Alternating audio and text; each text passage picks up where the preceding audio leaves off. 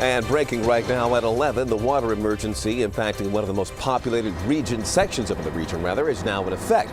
News Chopper 7 is live over the scene. You see the pictures here. Crews have turned off a failing 54-inch water main, which means that on what's been the hottest week of the year, there's no tap water for drinking, water to wash the dishes, and no showers. The folks impacted live in a large part of Prince George's County. They're serviced by the broken main near the intersection of Forestville Road and Suitland Parkway.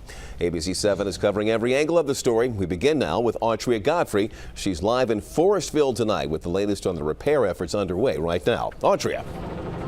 Leon, those mandatory water restrictions are now in place for the affected area. They have been for 2 hours now, so that means all of those residents that have not already tried to stockpile as much tap water as they possibly can, they've missed their opportunity to do so. Now, we do have a shot here of the scene where this pipe that is failing is. We are live here on the scene.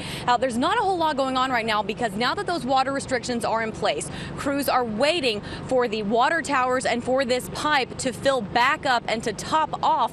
After that happens, that's when they will cut off water entirely. They expect to do that around midnight or 1 o'clock in the morning.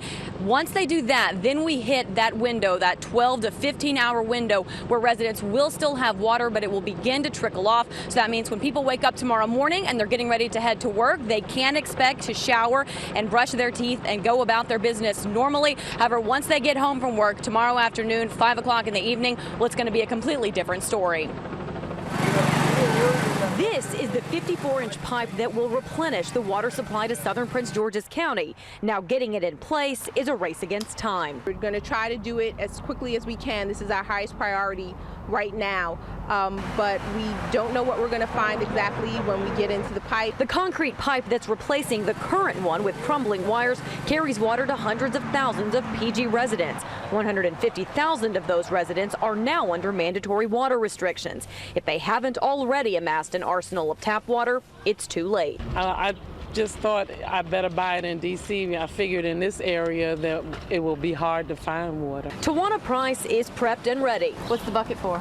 To dip the water out the tub. It's filled up. We filled it up this morning before we left for work. Best case scenario, the water will be back on within 5 days, but it's going to be 5 brutal days with the heat wave hammering our area. Emergency officials are already planning to open 2 reception centers for people to have access to basic necessities, showers, toilets, and water. Basics that could be more like luxuries in just a matter of hours. Come tomorrow morning when everybody wakes up and takes a shower, we're going to run out of water pretty fast. And as soon as that pipe is taken out, that's going to be something.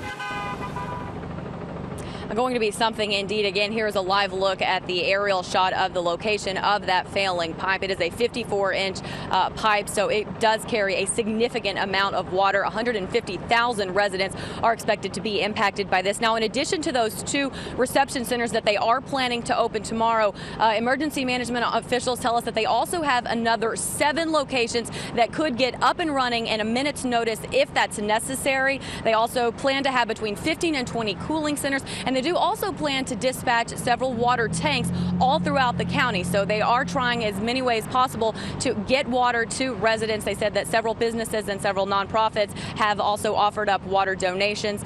Reporting live in Forestville, Autria Godfrey, ABC 7 News. As Autria mentioned, there are 2 reception centers where people can take a shower, clean up, and get water and cool off a bit. They're located at the Stephen Decatur Middle School in Clinton and at Friendly High School in Fort Washington. They'll be open from 8 a.m. until 11 tomorrow night, beginning in the morning. The